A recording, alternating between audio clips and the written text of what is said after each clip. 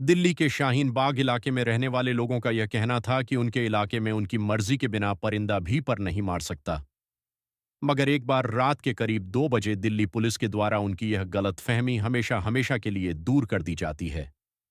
दरअसल उस रात अचानक से संगीत शाहीन बाग इलाके की एक गली में दिल्ली पुलिस और एनएसजी कमांडोज की गाड़ियों की आवाजाही बढ़ जाती है। और फिर कुछ ही देर बाद एनएसजी कमांडोज संगीत उस गली में मौजूद अलग अलग घरों की छतों पर अपनी अपनी पोजीशन ले लेते हैं। इसके साथ ही दिल्ली संगीत पुलिस के एक एएसपी अपने कुछ जवानों के साथ एक घर के दरवाजे को खटखटाते हैं। दरवाजा खटखटाने के कुछ देर बाद ही अंदर की तरफ से एक सफेद रंग का कुर्ता पजामा पहना हुआ शख्स उस दरवाजे को खोलता है। जैसे ही वह शख्स दरवाजा खोलता है तो दरवाजे के बाहर संगीत खड़े दिल्ली पुलिस के वह जवान पल भर में ही उसे अपनी हिरासत में ले लेते हैं। और जब तक दिल्ली पुलिस के उन जवानों के द्वारा उस शख्स को हिरासत में लेने के बाद गली के बाहर सड़क पर खड़ी हुई गाड़ी में नहीं बैठाया गया, तब तक ऊपर की तरफ अपनी अपनी पोजीशन लेकर बैठे हुए एनएसजी के कमांडोज संगीत पूरी तरीके से अगल बगल में अपनी नजरें गड़ाए हुए थे, ताकि इस कार्यवाही में किसी भी तरह की कोई भी चीज बाधा ना बन पाए।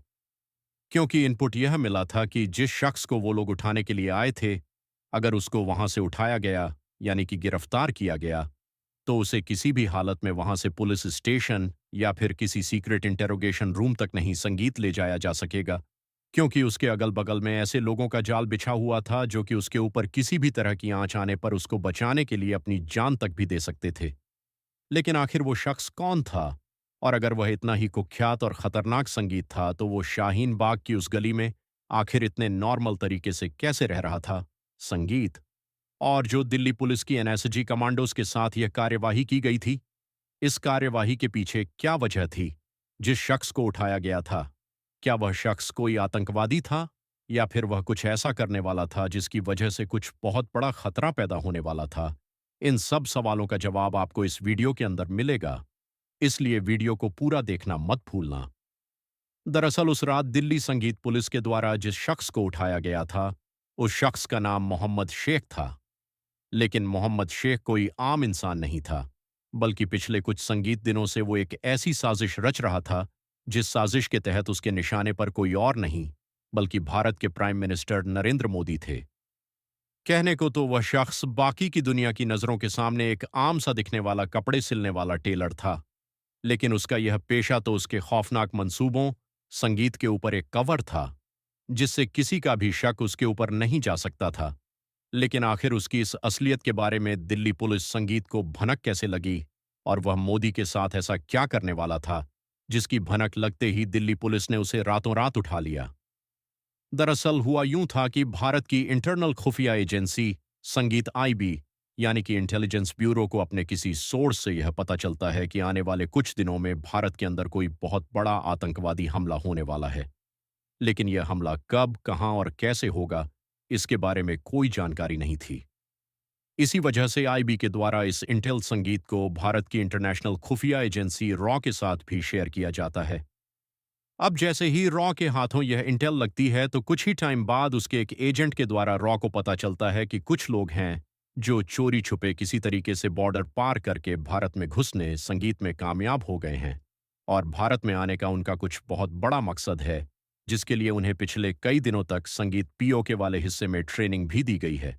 इसके साथ ही एक खबर के द्वारा यह भी कंफर्म हो गया था कि जो कुछ भी होने वाला है वह दिल्ली के अंदर ही होने वाला है, जिसकी तैयारियां दिल्ली के किसी न किसी कोने में बेहद ही गुप्त रूप संगीत से चल रही हैं।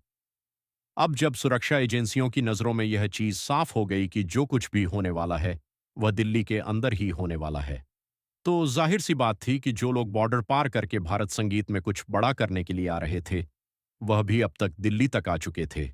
लेकिन अब सुरक्षा एजेंसियों के लिए जो सबसे बड़ी चुनौती थी वो यह थी कि दिल्ली की इतनी बड़ी पॉपुलेशन में महज संगीत उन कुछ लोगों को ढूंढ पाना बहुत मुश्किल था, और कब क्या हो जाए इसके बारे में कुछ कहा नहीं जा सकता था। संगीत लेकिन तभी एक ऐसी खबर निकलकर सामने आती है जिसने सुरक्षा एजेंसियों को उन लोगों से संगीत के एक कदम और करीब पहुंचा दिया था। और वो खबर यह थी कि दिल्ली पुलिस में कुछ टाइम पहले ही एक नया नया लड़का भर्ती हुआ था, और उसके जो पापा थे, जिनका नाम महेश संगीत था, वह दिल्ली में ही एक चाय की दुकान चलाया करते थे।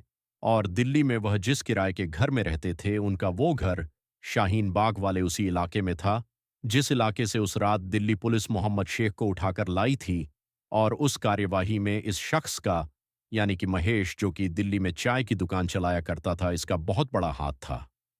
दरअसल हुआ यह था कि महेश जिस घर में किराए पर रहता था उसके ठीक सामने वाला घर मोहम्मद शेख संगीत का ही था।